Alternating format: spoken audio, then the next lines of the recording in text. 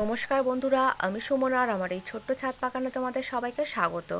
সকালবেলা একটু রোদ্দুর উঠেছিল, আবারও আকাশটা মেঘলা করে বৃষ্টি হলো। এখন ছাদটা পুরো ভেজা রয়েছে আর আকাশটা দেখো চারিদিকটা কিন্তু মেঘলা হয়ে রয়েছে। আর এই দিকটাতে যে বেডের মধ্যে শশার গাছ ঝিঙের গাছগুলো ছিল সেইগুলোকে সব তুলে ফাঁকা করে দিয়েছি, কারণ ওই গাছগুলোতে আর কোনো ফল ধরছিল না। শুধু শুধু রেখে কোনো লাভ নেই। আর এই কয়েকটাই গাছ রয়েছে, কুমড়ো গাছ আর একটা বেডের মধ্যে শশা গাছ, আর এইটার মধ্যে শিমের বীজ দিয়েছিলাম, এই গাছগুলো রয়েছে। অনেক বেড কিন্তু এখন ফাঁকা আছে। আর এইদিকে দোপাটি ফুল ফুটতে শুরু হয়ে গিয়েছে। এই লাল কালার আর এখানে একটা কালার হালকা গোলাপি, এই দুটো কালারই ফুটেছে। এই গাছগুলো আমি কিন্তু এবছর কিনিনি, আগের বছর যে বীজ রেখেছিলাম সেই বীজ থেকেই এই চারাগুলো তৈরি করেছি। আর আরও যে গাছগুলো রয়েছে এই গাছগুলোতে দেখতে পাচ্ছি ফুল চলে এসেছে। দেখা যাক আরও কটা কালার ফুল ফোটে। আর এই ফুলগুলো কিন্তু দারুণ লাগে দেখতে। আর আবার দেখো কি রোদ্দুর উঠেছে। আর এখানে যে এই গাঁদা ফুলের গাছগুলো লম্বায় অনেক বেড়ে গিয়েছে, কয়েকটা ডাল আমি কেটে নিয়েছি। এই ডালগুলো থেকে আবার চারা তৈরি করব। আর এখানে দুটো কৌটোর মধ্যে দেখতে পাচ্ছ বালি রয়েছে, এই বালির মধ্যে ডালগুলোকে শুধু পুঁতে দেব। আমি কিন্তু এই ডালের মধ্যে কিছুই লাগাচ্ছি না, এমনি শুধু ডালগুলো বালির মধ্যে পুঁতে দিচ্ছি।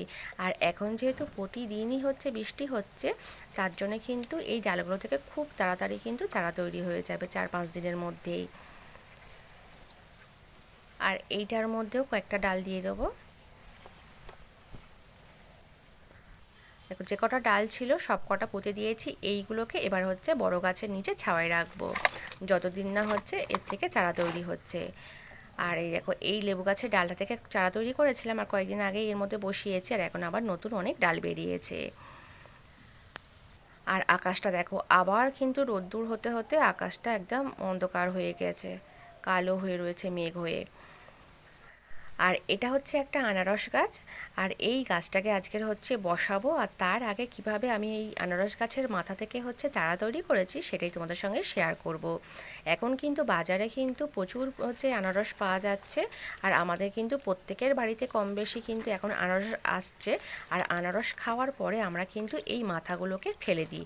ফেলে না দিয়ে আমরা কিন্তু নিজেরাই একদম বিনা খরচে বাড়িতে কিন্তু এই মাথাগুলো থেকে চারা তৈরি করে নিতে পারি। দেখতে পাচ্ছ আমার এই মাথাটা থেকে কত শিকড় বেরিয়েছে। আর কিভাবে তৈরি করেছি বলি, এই বালতির মধ্যে আমি কিন্তু এমনি যে জল হয় সেই জল দিয়েছি, দিয়ে তার মধ্যে এই যে মাথার নিচের দিকে কিছু পাতা ছিল সেইগুলোকে কেটে দিয়েছি, দিয়ে জলের মধ্যে এরকম শুধু ডুবিয়ে রেখেছিলাম।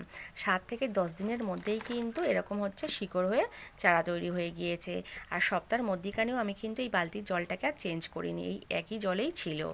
আর এবারে আমি এই আনারস গাছটাকে বসিয়ে দেবো। এখানে একটা গ্রো ব্যাগ নিয়েছি, আর তলায় প্রথমেই দিয়ে দিচ্ছি ওই খবর কাগজ আর ডিমের টে। এগুলো দিয়ে একটু দেখো চেপে দিলাম। এগুলোর পরিবর্তে কিন্তু নিচে প্রথমে মাটি দিলেও হয়, আমার কাছে এইগুলো রয়েছে বলে এইগুলোই দিয়ে দিলাম।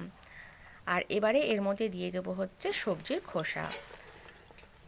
আর এখন তো প্রতিদিনই বৃষ্টি হচ্ছে, তার জন্য সবজির খোসাগুলো ঠিকঠাক মতো শুকনোও করতে পারছি না। পুরো সবজির খোসাটা দিয়ে দিয়েছি, দিয়ে একটু হাত দিয়ে চেপে দিচ্ছি, তাহলে অনেকটা বসে যাবে। এমনিতেও এইগুলো পরে অনেকটা আরও বসে যাবে।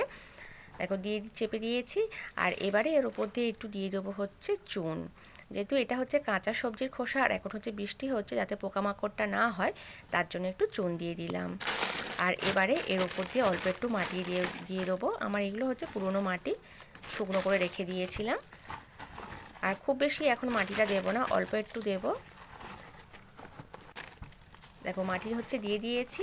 আর এবারে এই আনারস গাছটাকে এর উপরে বসিয়ে ওপর দিয়ে আবার একটু মাটি দিয়ে দেবো, আরও একটু দেব। দেখো মাটি দিয়ে দিয়েছি, গাছটাকে কিন্তু আমার বসানো হয়ে গিয়েছে।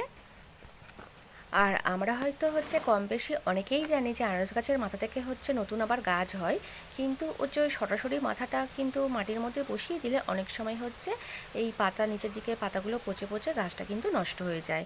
আর আলাদাভাবে আমরা যদি এরকম জলের মধ্যে চারাটাকে প্রথমে তৈরি করে নিই, তারপরে যদি বসাই, তখন কিন্তু এই গাছটা নষ্ট হয়ে যাওয়ার আর কোনো সম্ভাবনা থাকে না। আর মাটিটা যেহেতু আমার শুকনো ছিল, তার জন্য আমি একটু জল দিয়ে দিয়েছি। আর এই গাছটাকে এখন কিন্তু আমি বড় গাছের নিচে ছায়ার মধ্যে কিছুদিন রেখে দেবো, তারপরে এটাকে রোদ্দুরের মধ্যে বের করব। ওরাও কিন্তু বাড়িতে এইগুলো ফেলে না দিয়ে নিজেরাই চারা তৈরি করে বসাতে পারো, এতেই আবার ফল হবে।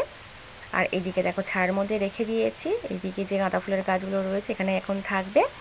আর এবারে তুলে নেব ফুল। আর আবার দেখো প্রচণ্ড রোদ্দুর উঠেছে। এই ফুলটা আজকের কত বড় বড় ফুটেছে, দেখো দুটো ফুটেছে,